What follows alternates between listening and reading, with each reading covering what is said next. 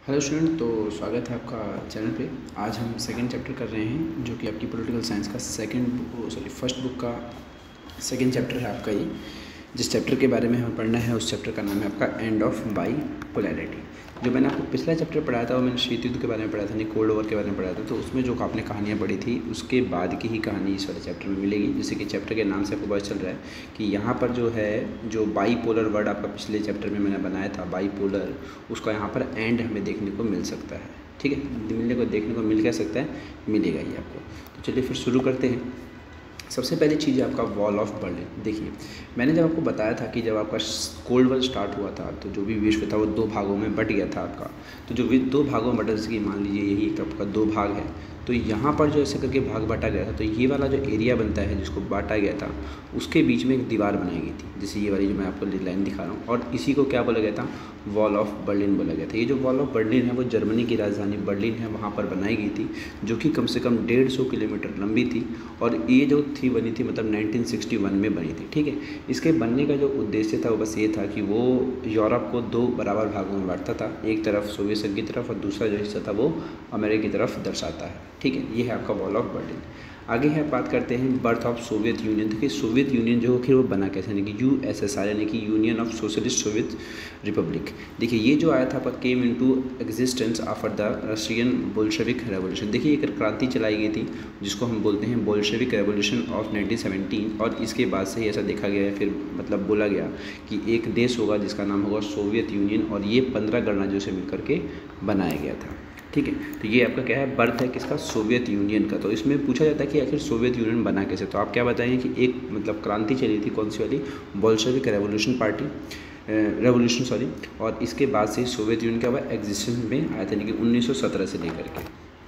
चलिए अब बात करते हैं सोवियत सिस्टम की। सोवियत सिस्टम क्या है, देखिए किसी भी देश को चलाने के लिए एक सिस्टम होता है, तो उसी तरीके से USSR जो था आपका, उसको चलाने के लिए एक सोवियत सिस्टम था। जिसमें क्या बताया गया था, इसमें बताया गया था कि जितना भी कंट्रोल होगा वो एक स्टेट के हाथों में होगा, और ये जो डायरेक्टेड होगा वो किसके द्वारा होगा, कम्युनिस्ट पार्टी के द्वारा होगा। और इसी को क्या बोला गया था, सोवियत सिस्टम बोला गया था। देखिए, जो सोवियत सिस्टम था यहाँ पर जितना भी मतलब ज़्यादा कंट्रोल था या फिर जो सबसे ज़्यादा पावर थी वो सरकार के हाथों में होती है। ठीक है, यानी कोई भी मतलब कोई भी मुद्दा हो या फिर कोई भी हमें मान लीजिए बात विचार करना है या फिर देश में क्या करना है क्या नहीं करना है, ये सब किसके कंट्रोल में है, एक स्टेट के कंट्रोल में है। और इसी को हमने क्या बोला था, सोवियत सिस्टम बोला था। सोवियत सिस्टम कहाँ पे था आपका, USSR में था, यानी कि USSR में था। अब बात करते हैं सोवियत सिस्टम के कैरेक्टरिस्टिक्स की। तो इसमें क्या था कि देखिए यहाँ पर है कि Soviet system was oppose to the capitalist system and inspire by the ideal of socialism. तो यहाँ पर साफ सीधा ये कह देंगे जो कैपिटलिस्ट सिस्टम था जो कि कहाँ पे था आपका USA में था, उसको ये क्या कर रहे थे, अपोज कर रहे थे। और ये इंस्पायर थे किसी से, सोशलिज्म पता है एक तरीके से समाजवाद या फिर साम्यवाद आप कह सकते हैं। तो यहाँ पर क्या था, मतलब कि जो USSR था यहाँ पर कैपिटलिज्म को क्या था, अपोज किया गया था, और जो सोशलिज्म था उसको एक तरीके से अपने देश में लाया गया था। इसके अलावा क्या था कि सोवियत सिस्टम के पास क्या थी, एक प्लैंड इकोनॉमी थी, और यहाँ पर कम्युनिस्ट पार्टी डोमिनेटेड थी, यानी कि एक ही यहाँ पर पार्टी थी कम्युनिस्ट पार्टी जो कि यहाँ पर राज कर रही थी। और यहाँ पर अनएम्प्लॉयमेंट भी बहुत ज़्यादा कम था, यानी कि ना के बराबर आप कह सकते हैं। इसके अलावा यहाँ पर एडवांस कम्युनिकेशन सिस्टम था। कम्युनिकेशन सिस्टम का मतलब ये होता है जो संचार के साधन होते हैं वो बहुत ही बढ़िया थे। देखिए, संचार के साधन का मतलब क्या होता है मैं आपको बताता हूँ। संचार के साधन का मतलब ये ज़रूरी नहीं है कि बातचीत या फिर फ़ोन वगैरह ही संचार का साधन हो। संचार के साधन का मतलब होता है आपके देश में आवाजाही के जो रूट वगैरह होते हैं, ट्रांसपोर्टेशन होता है, उसको हम कह सकते हैं कम्युनिकेशन सिस्टम। तो ये भी वहाँ पर बहुत ही बढ़िया था।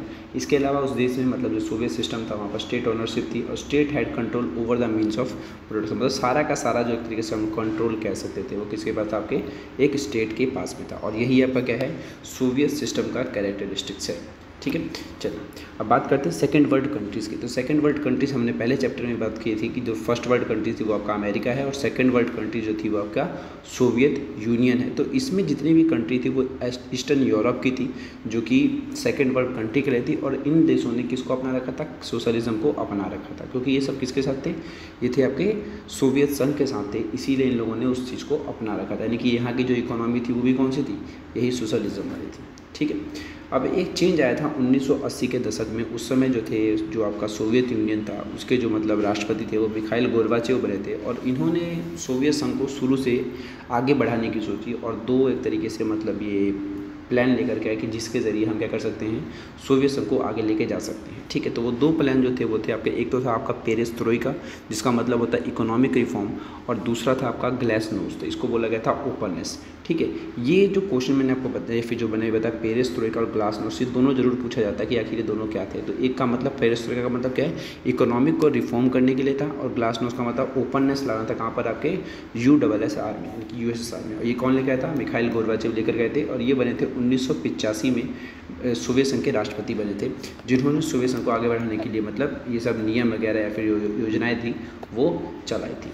देखिए इस मैप में आपको दिख रहा होगा the map of first, second and third world countries. जो आपको रेड में दिख रहा है वो आपका सेकंड वर्ल्ड कंट्री है, जो ब्लू में दिख रहा है आपको वो फर्स्ट वर्ल्ड कंट्री है, और जो थर्ड आपका मतलब ये ग्रीन में है वो आपका थर्ड वर्ल्ड कंट्री है। ठीक है, तो जिन देशों ने कैपिटलिज्म को अपनाया था वो अमेरिका के साथ थे, और उन्हीं को इसमें मतलब एक तरीके से मैप में दिखाया गया। जैसे कि अगर आप ब्लू में देखते हैं तो ये है, और यहाँ पर ऑस्ट्रेलिया है, और यहाँ पर एक साउथ अफ्रीका भी है, जिसको किस में दिखाया गया है, फर्स्ट वर्ल्ड कंट्री में। ठीक है, और वही बात करते हैं हम किसकी, सेकेंड वर्ल्ड कंट्री की। तो ये आपका कौन है, आपका ये USSR है। देखिए यहाँ पर जो यहाँ पे देखिए ये जो है ना, ये इस तरीके से यहीं पे एक तरीके से बर्लिन की दीवार बनाई गई थी, और इसके बगल में कौन आ गया, आपका USSR आ गया था। ठीक है, और ये आपका सेकेंड वर्ल्ड कंट्री है। और थर्ड वर्ल्ड कंट्रीज़ कौन सी है, जो नॉन अलाइनमेंट मूवमेंट में जो भी देश शामिल हुए थे उनको थर्ड वर्ल्ड कंट्रीज़ बोला गया था। यानी कि इसमें आपका इंडिया भी है, और पाकिस्तान भी है, नेपाल, भूटान, श्रीलंका वगैरह ये सब देश थे। ये 9 स्वतंत्र देश थे जिनको मतलब थर्ड वर्ल्ड कंट्रीज़ में रखा गया था।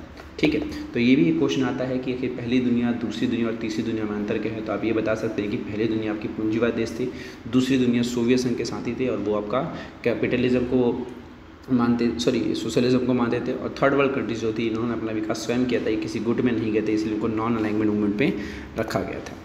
ठीक है, चलिए सोवियत यूनियन की एंडिंग डिक्लेरेशन। देखिए यही है आपका मतलब इस चैप्टर का जो मेन मोटिव था पढ़ाने का, कि आखिर जो बाईपोलर था वो ख़त्म कैसे हुआ। तो यहीं पर आपको समझ आ गया होगा कि जो 1991 का समय ऐसा आया कि जो ईस्टर्न यूरोप था उसके अंदर जो मतलब जो लीडरशिप में आए थे बोरिस येल्त्सिन जो कि रशिया के थे, और यूक्रेन, बेलारूस, इन लोगों ने अपने आप को सोवियत यूनियन से अलग कर लिया था। यानी कि इन्होंने ऐसा माना कि जो सोवियत संघ है फिर USSR है ये अपना विकास नहीं कर रहा है, और हम इसके साथ रहेंगे तो हमारा भी मतलब घाटा होगा, और एक तरीके से यहाँ की जो इकोनॉमी थी वो कोलैप्स हो गई थी, देश पीछे हो गया था, यहाँ के लोगों की जो भी एस्पिरेशंस थी वो पूरी नहीं हो रही थी। और इसकी वजह से धीरे धीरे यहाँ पर आंदोलन वगैरह चले, और सबसे बड़ा जो आंदोलन चलाया गया था वो बोरिस येल्त्सिन द्वारा चलाया गया था। और यही मतलब रशिया का मतलब सोवियत संघ में सबसे बड़ा हिस्सा रशिया आता है, और इसको ये अपनी तरफ से नेतृत्व कर रहे थे। और 1991 में क्या हुआ, जब आपका सोवियत यूनियन है वो पूरी तरीके से ख़त्म हो गया, और यहीं से एक चीज़ समझ आती है कि एंड ऑफ बाईपोलरिटी ख़त्म हो गई थी। ठीक है, और यहीं से देखा गया था कि अमेरिका का जो है जो हेजेमनी थी उसकी वो बढ़ गई थी। क्योंकि खुद ही सोचिए कि मान लीजिए कोल्ड वॉर चल रहा था, तो कोल्ड वॉर किनके बीच में था, अमेरिका के बीच में था और सोवियत संघ के बीच में था। ठीक है, अब सोवियत संघ ही खत्म हो गया तो कौन बच गया, अकेला अमेरिका बच गया। तो यहीं से एक बात समझ आई थी, एक तरीके से हेजेमनी स्टार्ट हो गई थी किसकी, ये जो आपका अमेरिका था उसकी, और यहीं से आपका सोवियत संघ क्या हो गया था, डिक्लेरेशन इसकी स्टार्ट हो गई थी। ठीक है, अब बात करते हैं शॉर्ट कमी of communist party rule in Soviet union की, इसकी रूल की बात करते हैं। तो देखिए यहाँ पर मैंने आपको स्टार्टिंग में बताया था कि जो कम्युनिस्ट पार्टी थी यही यहाँ पर रूल कर रही थी, और ये 70 सालों से रूल कर रही थी। लेकिन धीरे धीरे क्या हुआ था, ये अकाउंटेबल नहीं रही लोगों के ज़रिए, मतलब लोगों के बीच, कि मतलब आखिर क्या करना है क्या नहीं करना, ये कुछ बता ही नहीं पा रहे थे। लोग जो चाहते थे वो ये पार्टी नहीं कर पा रही थी। एक तरीके से सत्तावादी ये पार्टी हो गई थी, जिसकी वजह से इनका खामियाजा भुगतना पड़ा, और धीरे धीरे ये जो आपका सोवियत यूनियन है क्या हो गया, पूरे तरीके से आपका ख़राब हो गया। और यहाँ के मतलब जो भी मतलब जो गवर्नेंस थी ये भी सब ख़राब हो गई। और जो लोग चाहते थे, जैसे कि मान लीजिए अगर आप जिस भी देश में रहते हैं और आपके वहाँ पे देश की अपनी अपनी आकांक्षाएं होती हैं, अगर वो लोग अगर सरकार पूरा ना करे तो लोग क्या करते हैं, आंदोलन वगैरह करते हैं। तो सेम यही चीज़ कहाँ पर हुई थी, आपके सोवियत संघ में हुई थी। ठीक है, और जिसकी वजह से मतलब धीरे धीरे यहाँ पर आंदोलन हुए, और देशों ने अपने आप को आज़ाद समझा और बोला कि हमें सोवियत संघ के साथ नहीं रहना है, हमें अलग रहना है। और ऐसे करते करते ये जो आपका जो सोवियत संघ था वो क्या हो गया, कोलैप्स हो गया। ठीक है, अब देखिए कोलैप्स में क्या क्या हुआ था, जैसे कि आप देख सकते हैं कि ये आपका रशिया अकेला बच गया था। सबसे बड़ा हिस्सा अगर देखा जाता है सोवियत संघ के कोलैप्स के बाद तो रशिया सबसे बड़ा था। बेलारूस अलग हो गया, ये लिथुआनिया, लताविया, एस्टोनिया, ये सब देश जो थे अपने अपने इन लोगों ने अपने आप को अलग कर दिया था, किससे, सोवियत संघ से। ठीक है, अगले जो वीडियो आएगी उसमें हम ये आगे की कहानी पढ़ेंगे, जिसमें हम पता करेंगे कि जो आखिर जो रीज़न था आखिर डिसइंटीग्रेशन का किसका, सोवियत यूनियन का, उसके ऊपर हम बात करेंगे। मिलते हैं फिर अगली वीडियो में। इस वीडियो को थोड़ा शेयर कीजिए, सपोर्ट कीजिए।